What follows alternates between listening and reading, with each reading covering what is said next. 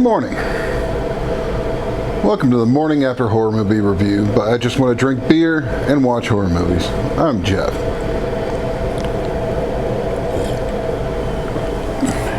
Last night, I watched the Poughkeepsie Tapes. I've heard a lot about it being a very in-depth serial killer snuff film documentary.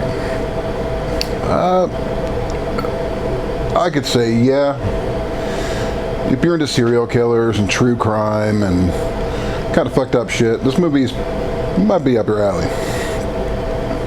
I'm going to go through this a little bit and tell you what I liked and disliked about it. Because overall, I found it a decent movie.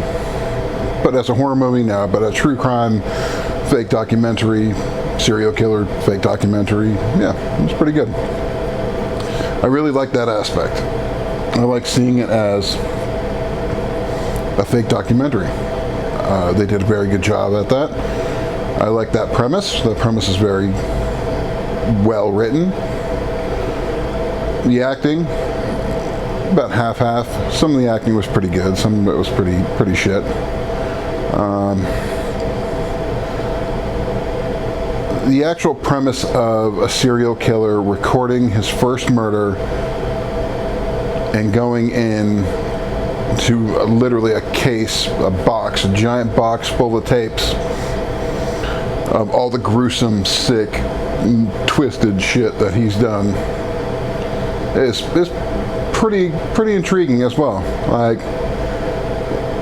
it's a new realm and a new direction for a fake documentary, or even a real documentary, or a serial killer. Those are the things I really liked about it. The things I didn't like about it, I don't like the fact that, granted it was made in the early 2000s, they took it and made the camera as if it were an old camera instead of being actually using an old camera. They should have used a handheld camera or shoulder-mounted camera, like someone would be able to pick up at the store and show what they're recording. Instead, they used a real movie production camera and then edited it to have grittiness and graininess on it to make it look old, and I don't like that. Not enough backstory on the serial killer. Why is he recording? Like, it just shows him recording. They went in depth on this whole kind of plague doctor aspect because he wore a mask and spider walked on the floor, which I thought was stupid. It made him look weak. It made him look just had nothing to do with the storyline. It's just something they threw him in there to kind of, let's put a mask on him. The gore, there's no gore, or at least a very limited amount of gore. It's more psychological and locking people up, tying them up, kind of stuff.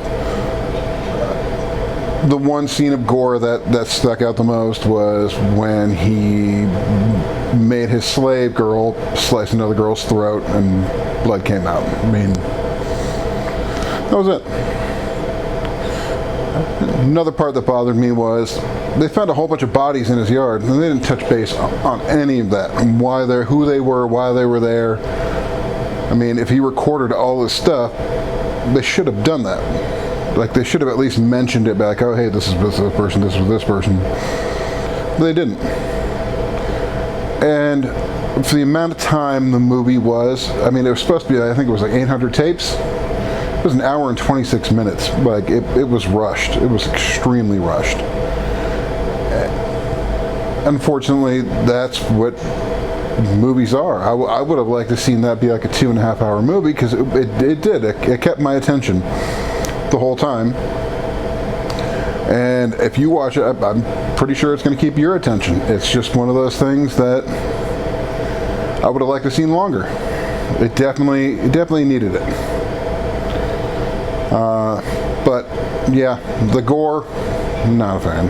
But they could have done a lot better on that. I mean, shit. The Walking Dead has double the amount of gore and kind of blood and spraying. Like if he's going to be a serial killer, he's going to be a serial killer. He needs to step up the thing, as opposed to being a psychological serial killer and mild torture and so on and so forth. I mean, it's a rated R movie. They could have done better. Anyway, that's what I thought of it. Definitely check it out. I mean, I give it 2 bottle caps out of 5. So, I mean, it wasn't bad, but it wasn't great. It could have been better. I would like to see more of it. I would like to see another video come out. There's a whole section that 8 tapes were missing. Maybe them finding the 8 tapes, or him doing the exact same thing in another state, another city. That would have been pretty good. Anyway, what I drank with that, because since I just want to drink beer and watch horror movies, I drank Great Lakes Nosferatu 8% red ale. Great beer. Look kind of like blood. Check out the website for the beer review on it. I'm also going to be starting the snacks with movies, pairing up different foods to the movies as well, and writing a cookbook, because I used to be a chef in the outside world before the pandemic hit. So might as well tie in that as well. But keep an eye out for that cookbook as well. But so yeah. But anyway, check out the website for beer reviews. Like and subscribe on YouTube. There's going to be a lot more video reviews coming up. Check out the website and get yourself a shirt. Check out the Facebook group. I just want to drink beer and watch horror movies. Get into some of the discussions we have on there. I mean, it's pretty fun. So, everyone, pop a top, and keep watching.